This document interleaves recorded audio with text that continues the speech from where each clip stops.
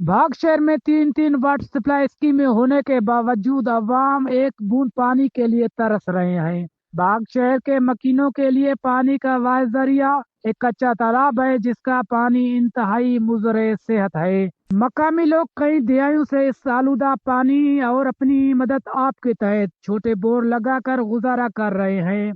इस हवाले से जमात इस्लामी भाग के अमीर कादर गोया ने वश न्यूज से गुफ्तगू में कहा कि कदीमी शहर बागनाड़ी में जहां दुनिया आज चांद पर पहुंच चुकी है, लेकिन आवाम आज भी इस गदले पानी को पीने पर मजबूर है।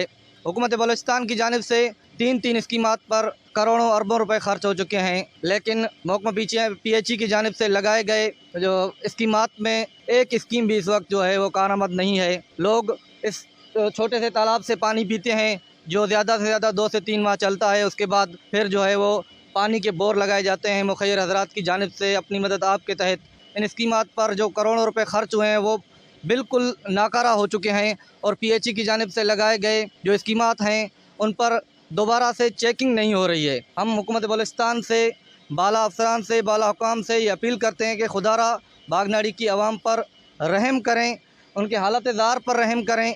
ये गदला पानी जो जानवर भी इस वक्त नहीं पिएंगे, लेकिन बागनाड़ी की आवाम ये पानी पीने पर मजबूर है। अवाम का कहना है कि महकमा PHE को बार बार शिकायत की गई, लेकिन अफसरान की तरफ से संजीदा इकदाम नहीं किए गए। लोग हुकूमत से मुतालबा कर रहे हैं कि नाअहल अफसरान के खिलाफ फौरी कार्रवाई की जाए और भाग तहसील में साफ पानी की फराहमी को यकीनी बनाया जाए। कैमरा टीम के साथ राहत हमजा, वश न्यूज, भाग।